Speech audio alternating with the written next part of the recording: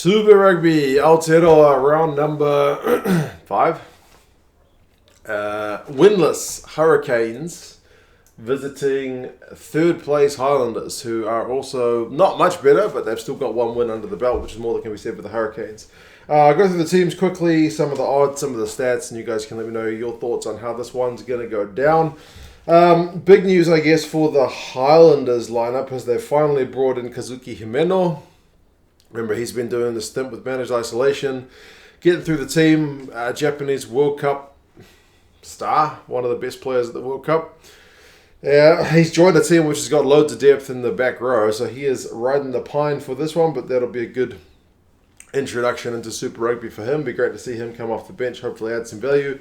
De Groot, Dixon and Tokolaki is the front row, so pretty stable stuff. Bryn Evans and Pari Parkinson is another bit of big news.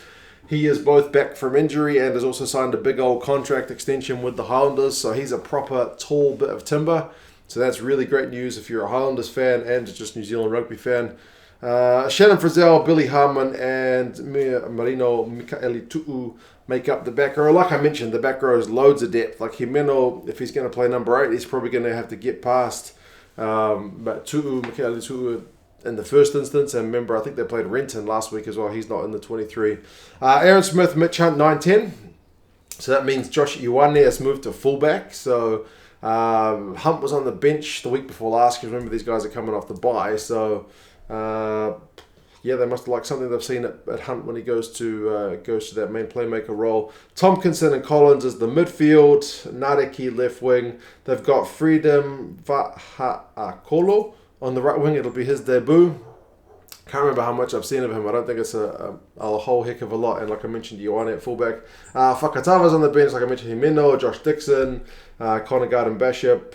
Thomas Umaga Jensen is back as well. So you got both Umaga Jensens in the lineup for this one, both on the bench anyway. So we'll see how things go for the Highlanders. I think they said Aaron Smith's going to become the most capped Highlander of all time. So congratulations to him. He's going to pass his old mate Ben Smith. There's no Punivai, no Selby Rickett, no Thwaites, no Renton. So yeah, a bit of a change up for the Highlanders, who, like I said, they've got a win, but it's hardly been like a free-flowing season. Last time they played against the Blues, they were really well beaten. Hurricanes have not really been able to put kind of an 80-minute performance together.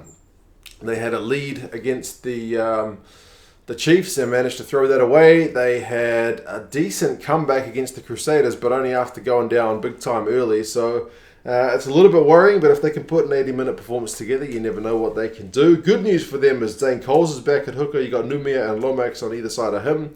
Scrafton is also back in the second row, a bit of a veteran there, adding a bit of experience alongside Walker Leaweta. So it's a decent type 5, but they'll need to up the game at scrum time, man. Like Tyrell Lomax has not been looking like his All Blacks form, so let's hope a big effort from him. Princep, Karifi, Duplessis Karifi, other way around, and Adi Savia is the back row. So if Karifi can reduce his penalty count, he can still make himself a nuisance at the breakdown, but if he's given away penalties, it becomes more of a liability, but we'll see how he goes. Campbell and Ledger as the 19 combo. I think you definitely give that one to the Highlanders, so maybe a bit of an area of concern for the Canes, but injuries mean that they've had to shift things up a bit. Laumape and Proctor. Laumape had a really good game last week. I mentioned it in the Team of the Week video, not like a real ball-carrying, smashing, battering ram that we're used to. Like, he only had like one defender beaten, but he had a couple of try assists. Remember, a great cross kick, heaps of distribution, so he's really shifting his role up, but still it'd be nice to see him just carry into some people's bodies. I don't know if he's got like a lingering injury or what, or if it's just a tactical switch, but we'll see. Rayasi's been great, and he gets a start on the left wing. Hussein is in for the injured Julian Savia on the right wing, and Jordy Barrett still there at fullback. Riccatelli's on the bench. Talmatani will need a better game than last week. His distribution was a wee bit average. Ruben Love's due for a debut from the bench. Peter Umaga Jensen, like I mentioned. Flanders, Liam Mitchell. Yeah, pressure's on the Hurricanes, man. They don't want to be doing a Chiefs of last year where they went the whole season winless. Some interesting stats, like neither of these sides is great goal kicking sides. The Hurricanes are averaging 57%, which is pretty bloody average. The Highlanders are not much better with 10% more, so 67% goal kicking. Also, both sides defensively, are kind of at the low end of the tackling scale. So like 80% in their tackling, like 82, 83%. To put that into context, like the Crusaders are like 87. It's only like 5% difference, but it makes a big difference in the game if you're thinking every 10 times you're going to get tackled. The Crusaders, like I said, 87%. 9 tries for the Highlanders this season, 5 tries for the Hurricanes. So the Highlanders have been a little bit more prolific, but still not hugely.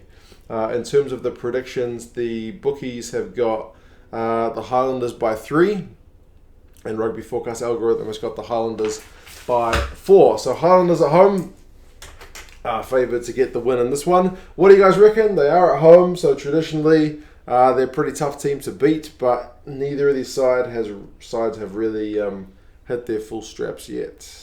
What do you guys reckon? Who's going to have a big impact? Coles starting for the Canes. Almu is still injured, remember. Jimeno to cause havoc from the bench. You guys have any thoughts? And I'll talk to you again soon. See you later.